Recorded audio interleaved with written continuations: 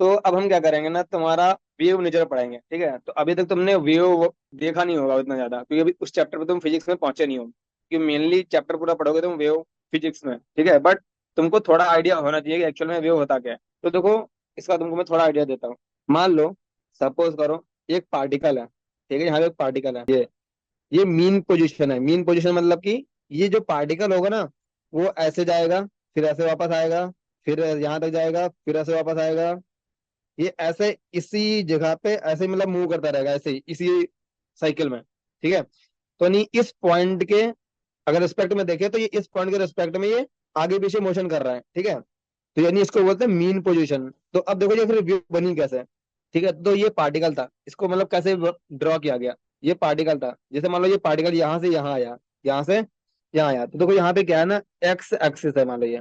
तो x axis पे displacement दिखाया गया है फ्रॉम द मीन पोजीशन। तो ये मीन पोजीशन है, यहाँ से जो डिस्प्लेसमेंट होगा, मान लो डिस्प्लेसमेंट यहाँ से कितना है, इस टाइम पे एक्स है, तो वो दिखाया गया है इस वाले एक्स एक्सिस पे। मान लो मैंने इसको मान लिया वाई एक्सिस है, ठीक है। तो इस पे दिखाया गया है टाइम, ठीक है। टाइम के साथ डिस्प्लेसमेंट दिखाया गया फ्रॉम द मीन पोजीशन। तो जब यहाँ पे होगा, ठीक है, तो यहाँ पे होगा तो इसके तो यहाँ पे इस टाइम पे क्या होगा, इस टाइम यहाँ पे जीरो से टी इक्वल टू जीरो शुरू हुआ, तो यहाँ टी इक्वल टू जीरो पे यहाँ पे था। फिर टी इक्वल टू समथिंग कुछ सेकंड बाद ये यहाँ पे आ गया, तो इस टाइम पे पोजीशन क्या थी, ये थी। फिर थोड़ी देर बाद कहाँ गया, यहाँ आ गया। इस टाइम पोजीशन क्या थी, इस टाइम पोजीशन ये थी। तो यहाँ एक ये तुम्हारा क्या है, इसका अपर, ये अपर लिमिट है, लोअर लिमिट है, मतलब इससे बाहर नहीं जा सकता। तो यहाँ पे एक टाइम के बाद क्या होगा, यहाँ आया, तब ये मान लो यहाँ पे कितना आएगा सामने, यहाँ पे था, ठीक है। तब टाइम क्या था, ये था। सिमिलरली तुम्हारा उसका यहाँ तक जाने के बाद फिर वापस आएगा, तो वापस आएगा आएगा आएगा, तब तुम्हारा टाइम, तुम्हारा तुम्हारा जो टाइम बढ़ चुका होगा, तो पोजीशन तो ये रहेगी, मतलब यहाँ पे ये पोजीशन आ गई, ठीक है। ऐसे सिमिलरली यहाँ गए तो ये पोजीशन आ गई, ऐसे यहाँ गए। तो अब पता है ये जो हर एक पॉइंट की छोटे छोटे पॉइंट का, तो इनको लेकर ऐसे बनाया गया, तो जब ड्रॉ किया गया तो ऐसा बनना था वेव फॉर्म में, ठीक है। उसको बोलते हैं वेव। सिमिलरली यहाँ आने के बाद फिर नीचे जाएगा, ठीक है। नीचे गया, नीचे गया तो यहाँ पे मान लो ये आया, ठीक है। फिर और गया इसी करस्पॉन्डिंग यहाँ आया, ऐसे यहाँ आया, फिर वापस जाएगा यहाँ से, तब यहाँ आया, यहाँ आया, फिर यहाँ आया, ठीक है। तो ये पोजीशन हमको मिल गई, तो अब इसको हमने ज्वाइन कर दिया, तो हमको ये ऐसा करके व्यू मिला, ठीक है। तो यानी ये इस पोजीशन के पॉइंट के थ्रू ऐसे मूव कर रहा था, ठीक है ना, इतना क्लियर है, ठीक है। तो ऐसे ये वेव क्रिएट हुई, ठीक है। तो यानी जब एक साइकिल जो कंप्लीट हुई, तो मैंने एक साइकिल कंप्लीट हुई, यहाँ से ऐसे गया, फिर ऐसे आया, फिर ऐसे गया, फिर ऐसे आया, तो उस टाइम में तो कितना डिस्टेंस कवर हुआ, यहाँ से यहाँ तक का कवर हुआ। तो इसको हम बोलते हैं एक साइकिल है ये तुम्हारी दूसरी साइकिल है, ठीक है। तो ये कंप्लीट साइकिल है। तो जो यहाँ से यहाँ तक का जो टाइम लगा, मतलब यहाँ से यहाँ गया, फिर यहाँ आया, फिर वापस आया, यहाँ आया, तो ये एक साइकिल कंप्लीट करने के जो टाइम लगा, उसको बोलते हैं हम टाइम पीरियड। यानी ये तुम्हारा टाइम रिप्रेजेंट कर रहा है, ये एक्सिस। तो ये जो टाइम होगा, ये यहाँ से यहाँ तक का जो टाइम होगा, इसको क्या बोलेंगे हम, टाइम पीरियड, ठीक है। और जो यहाँ से यहाँ तक का डिस्टेंस होगा, उसको हम बोलते हैं वेव लेंथ, ठीक है। मगर देखो एक्चुअली तो ऐसा कोई जरूरी नहीं कि हम जब हमारा पार्टिकल यहाँ से शुरू होता है, तब तो हम उसको यहाँ पे आएगा, ठीक है, कोई दिक्कत नहीं है। मगर अगर पार्टिकल हमारा यहाँ से शुरू हुआ था होता, तो तुम्हारी ये वेव ऐसे बनती यहाँ से, ठीक है। इसीलिए हम जो वेवलेंथ का डेफिनेशन लिखते हैं, तो हम लिखते हैं कि distance between the two crust या फिर ट्रफ, ठीक है। तो क्रस्ट क्या होता है, जो इसका अपर वाला जो पोजीशन होती है, ये जो सबसे हाईएस्ट पोजीशन होती है, उसको बोलते हैं क्रस्ट। तो लोवेस्ट वाली पोजीशन होती है, उसको बोलते हैं ट्रफ, ठीक है। तो लोवेस्ट पोजीशन होती है, उसको बोलते हैं ट्रफ, ठीक है। तो जो तुम्हारा ये जो डिस्टेंस है यहाँ से दो, चाहे हम ये डिस्टेंस ले लें, ठीक है, दो कॉन्जिगेटिव क्रस्ट के बीच की, चाहे हम दो कॉन्जिगेटिव ट्रफ के बीच डिस्टेंस ले लें, इसको बोलते हैं वेव लेंथ। क्या बोलते हैं, इसका सिंबल क्या होता है, लैम्डा। ये टाइम पीरियड हम बता ही दिया।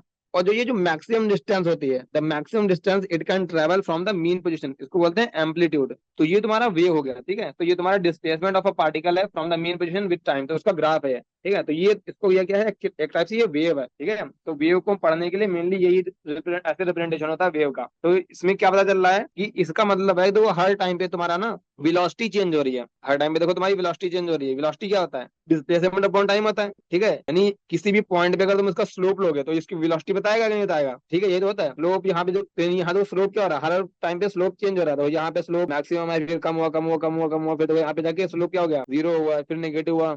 तो हर जगह पे देखो स्लोप बदल रहा है, इसका मतलब हर जगह पे वेलोसिटी क्या हो रही होगी, चेंज हो रही होगी। तो यही तुम्हारा जो तुम्हारा वेव होता है, एक्चुअल में क्या होता है कि changing velocity with time and direction, मतलब डायरेक्शन भी चेंज करता है, पॉजिटिव नेगेटिव, और पोजीशन भी चेंज करता है। तो यही वेव होता है, ठीक है। तो इतना तुमको थोड़ा आइडिया लग गया होगा कि एक्चुअल में वेव होता क्या है। तो अब आते हैं कुछ इंपॉर्टेंट टर्म्स जो वेव से रिलेटेड होते हैं, ठीक है। तो मैंने तुमको बता दिया कि वेवलेंथ क्या होता है, वही डेफिनेशन मैंने लिखी है। It is defined as distance between two consecutive, consecutive मतलब होता है एक के बाद एक, कहीं लिख लोगे नहीं पता हो, कॉन्जिक्यूटिव मतलब होता है एक के बाद एक, ठीक है। जो नेक्स्ट वाला है तो उन दोनों को बोलते हैं कॉन्जिक्यूटिव। तो जो दो कॉन्जिक्यूटिव क्रस्ट या फिर ट्रफ के बीच की डिस्टेंस होती है उसको क्या बोलते हैं हम, वेवलेंथ, ठीक है। रिप्रेजेंट किससे किया जाता है, लैम्डा से। लैम्डा स्पेलिंग क्या होती है, लैम्डा लिखा जाता है, ठीक है, लैम्डा होता है एक्चुअल में, ठीक है। एसआई यूनिट क्या होगी, क्योंकि डिस्टेंस है तो एसआई यूनिट क्या होगी, मीटर होगी, ठीक है। फिर वो अगला टर्म फ्रीक्वेंसी।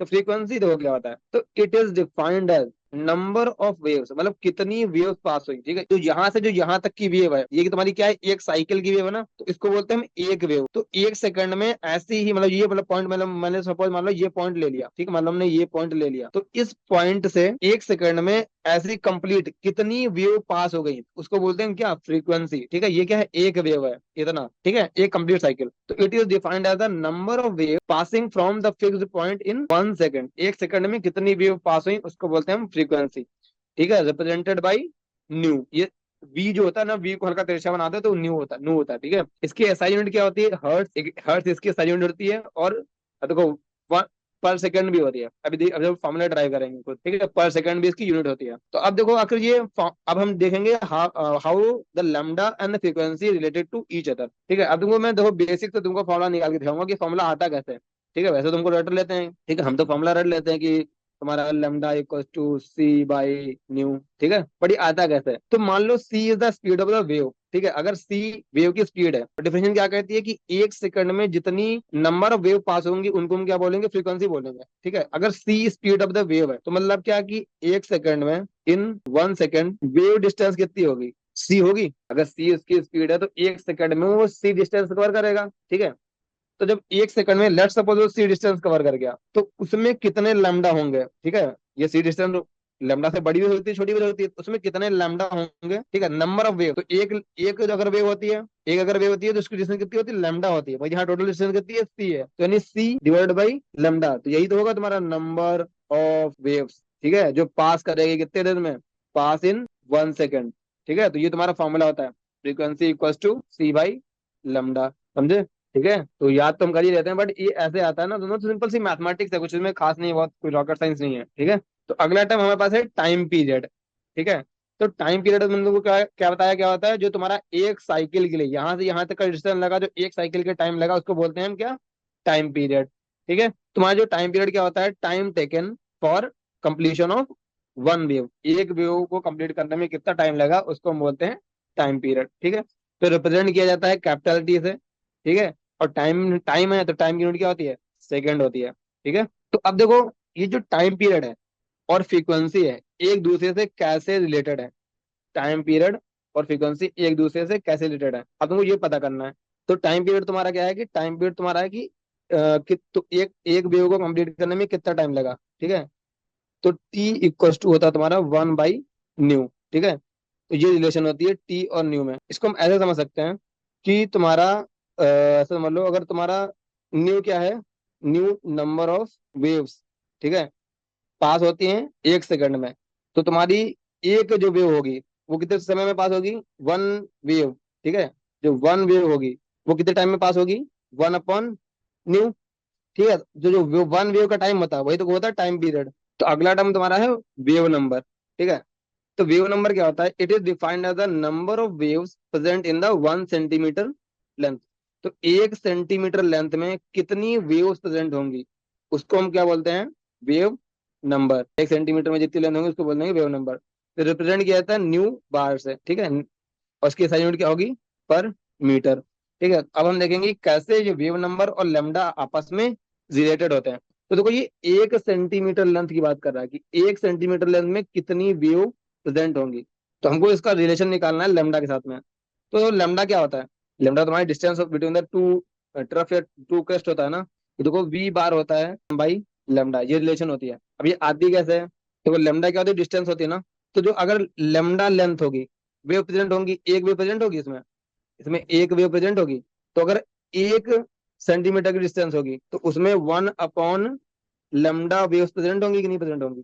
तो इसी को हम क्या बोलते हैं, वेव नंबर। तो मैथमेटिक्स है ना कि अगर पांच पांच पेन इतने गए तो एक पेन कितने का, तो अगर लेमडा लेंथ है उसमें एक वेव होती है, हमको पता है। लेमडा लेंथ मतलब कितना होता है, एक वेव।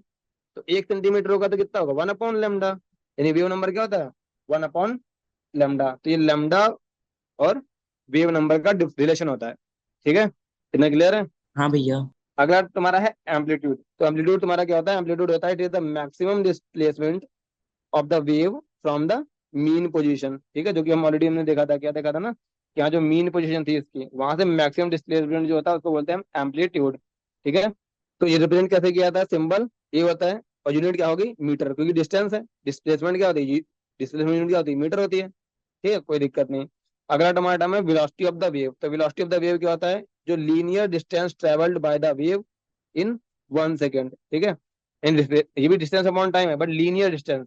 ठीक है, रिप्रेजेंटेड बाई वी। यूनिट क्या होगी, वेलोसिटी है तो मीटर पर सेकंड होगी। तो एक्चुअल में जो वेव की वेलोसिटी होती है ना, वो ये होती है कि जो ये वेव थी, ठीक है, ये तुम्हारा वेव ऐसे बन के आया, तो अगर एक टाइप से हम इसको देखें, तो ये ऐसे ट्रैवल कर रहा होगा ना एक टाइप से, ये आगे बढ़ जाएगा, फिर जब अगला अगला रोटेशन आएगा तो ये आगे बढ़ जाएगा। ठीक है, तो यानी जो ये जो ये लीनियर डिस्प्लेसमेंट है, ये डिस्प्लेसमेंट, ठीक है, ये डिस्प्लेसमेंट, ठीक है, तो इसको बोलते हैं वेलोसिटी। ठीक है, वेलोसिटी ऑफ वेव।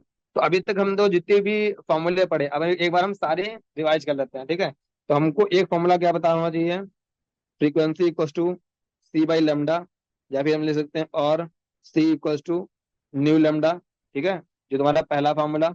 दूसरा फार्मूला तुमको पता होना चाहिए time period equals to 1 upon frequency. तीसरा फार्मूला तुमको पता होना चाहिए वेव नंबर इक्वल्स टू 1/लेमडा। ये हमने तीन फार्मूले मेनली देखे। ठीक है, ये सारे फार्मूले तुमको पता होना चाहिए। अब देखो फ्रीक्वेंसी अगर तुम्हारा क्या है, अगर frequency equals to 1 upon time period आ जाएगा, अगर अगर इसको इधर उधर ले जाए, तो टाइम पीरियड का यूनिट क्या होती है, सेकंड होती है। यानी फ्रीक्वेंसी की यूनिट क्या आ जाएगी, पर सेकंड। ठीक है, सिमिलरली लेमडा की यूनिट क्या होती है, मीटर होती है, तो वेव नंबर की यूनिट क्या आ जाएगी, पर मीटर। तो यहाँ पे तुम्हारा लेमडा क्या होता है, लेमडा तुम्हारा मीटर होता है, और ये तुम्हारा क्या होता है, पर सेकंड।